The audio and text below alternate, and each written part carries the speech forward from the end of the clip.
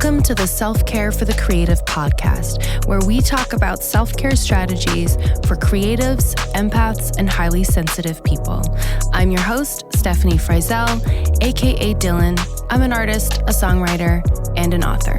And today's episode is a shorty, just a short little episode on some self-care strategies. I'm so glad you're here. 'Cause I know I'm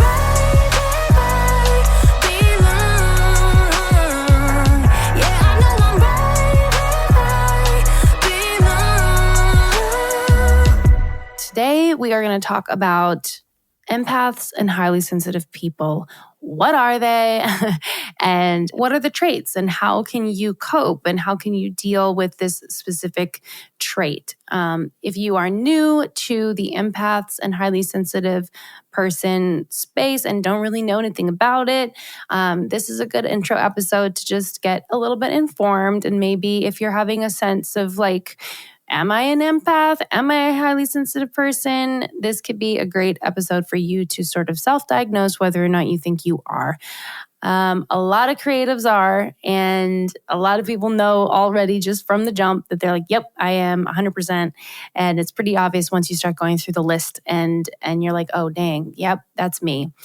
I'm just going to start this episode with the fact that I didn't know that I was an empath until I was 30 years old, okay? I've been in the music industry for almost 2 decades as a songwriter and an artist, and I was constantly struggling with just feeling a lot of feelings all the time and, overthinking. And at the end of the day, I was just ruminating and all this stuff, and I didn't realize that it was my trait. It was the fact that I'm able to absorb other people's feelings and absorb and sort of, feel things really deeply. And it was impacting me and I didn't know it. And the day that I discovered that I was an empath, it totally rocked my socks off and wished that I had known that I was sooner, because there's, some pretty great techniques and strategies to help you cope. And I just wish I knew them sooner. So I was sitting in my therapist's office and, I was going through a little bit of a shitty time at the time. And I was taking on everybody's problems at this point in my life. Honestly, I was making everybody's life and dramas and problems and struggles my issue to deal with. And that was, my codependency issues at the time, but I just didn't know it. And I was talking to my therapist and she brought up the term empath and highly sensitive person. And she asked me if I knew what it was. And I was like, no idea what you're talking about. Then she started to explain, as soon as she said like emotional sponge or like absorbing feelings, I was like, oh yeah, that's me. That's my life. So I went home and I read every book that there was on it. And I was like, holy crap, I wish I knew this sooner.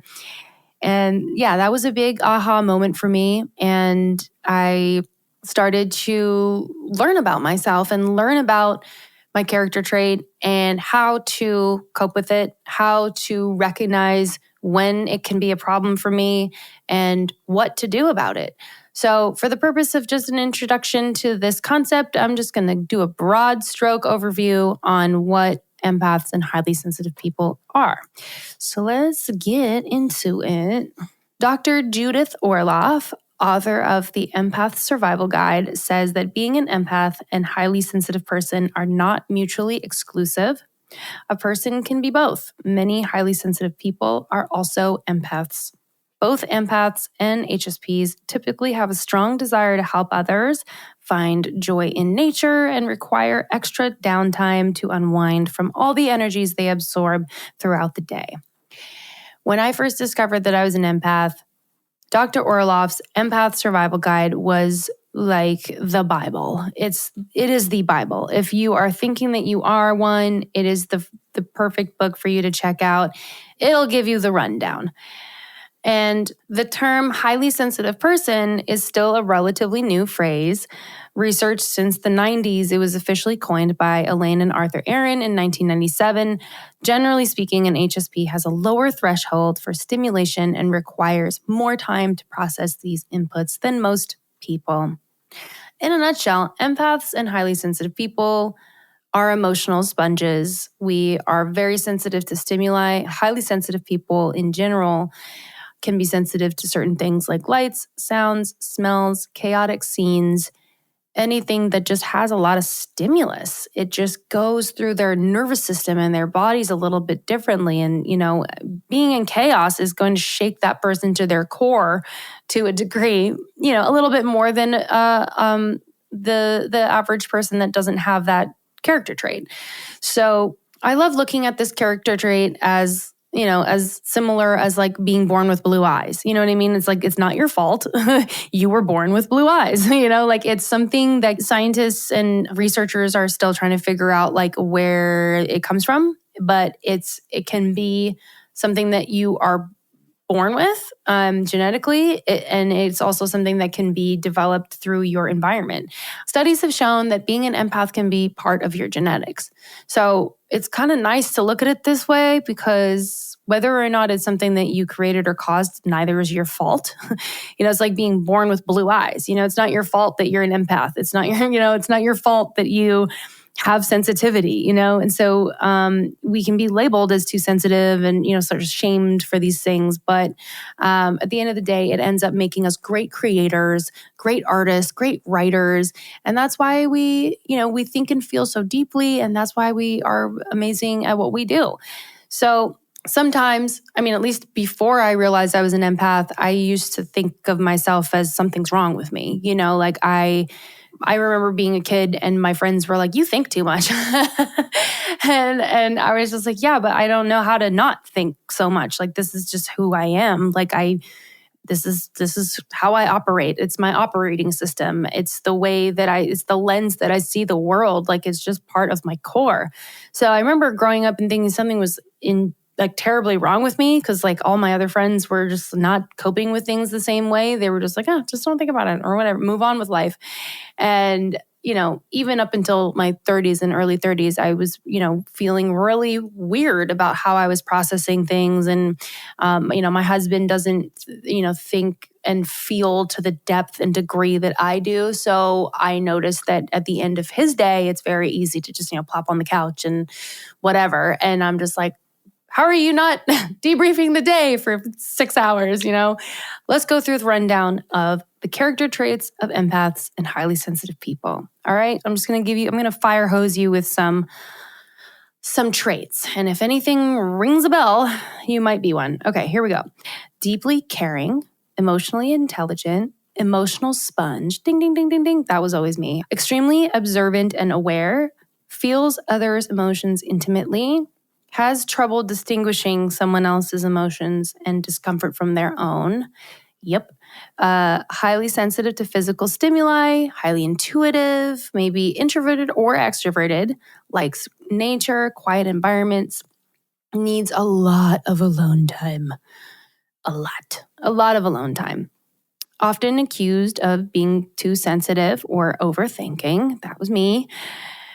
Often feels drained, exhausted, or overwhelmed after social gatherings, often has a strong gut feeling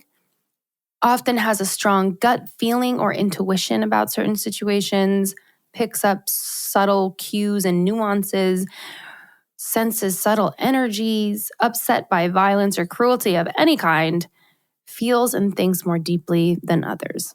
All right, that's an empath in a nutshell. All right, highly sensitives are pretty similar, I would say. I think one thing that has sort of a distinguishing factor, I would say, is that it's more towards like external stimuli. For example, like easily overwhelmed by chaotic scenes, has a strong sensitivity to light, sound, smell, has an aversion to large groups or busy places like malls, airports, busy restaurants, highly sensitive and super aware of their surroundings, has perceptiveness to details that most people miss. Also likes nature and quiet environments, likes the comfort of home. Their threshold, just in general, for stimulation, like social gatherings and loud concerts, is low. And of course, a lower pain tolerance, again, needs a lot of alone time, and typically introverted. I think those are the couple things that are slightly different. You can be an empath and be introverted and extroverted. That would be me. I have my moments where I'm extroverted, and then I have my other moments where I'm like, please don't talk to me for like 6 months. Maybe not that long, but you know what I'm saying. Highly sensitive people are typically introverted based on my research. So that's the drill. That's the rundown. That is the summary of empaths and highly sensitive people. This is just the basic gist of what empaths and highly sensitive people are. I do want to just point out that it is very common that creatives in particular are often empaths and highly sensitive people. And this is exactly why I wrote my book, Self-Care for the Creative, a survival guide for creatives, empaths, and highly sensitive people. I feel like that part was totally missed because I don't think drawing the connection between creatives, empaths, and highly sensitive people was ever really fully drawn. You know, you think of all the great artists that have really been troubled and, struggled deeply.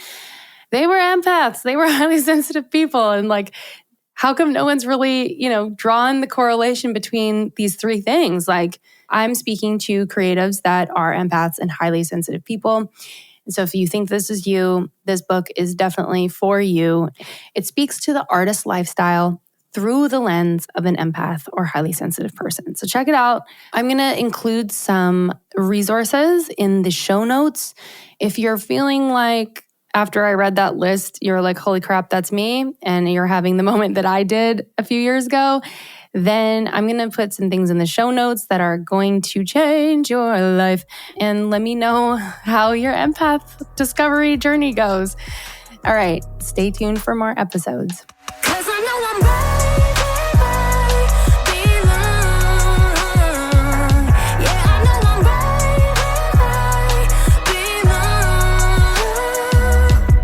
Thank you so much for listening to the podcast. For more self-care strategies, check out my book, Self-Care for the Creative.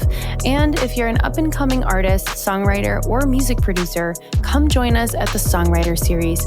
It's an online platform that offers one-to-one music mentorship from hit songwriters. I also curate a quarterly music industry panel to help people break into the music industry and get in the mix. For more info on all my events, visit stefanifryzel.com or just email me at info@stefanifryzel.com. If you're loving the podcast, please like, share, subscribe, share it with a friend, leave us a review. Your support is super appreciated. And don't forget, self-care is always within reach, and your greatest masterpiece will always be you. 'Cause I know I'm ready.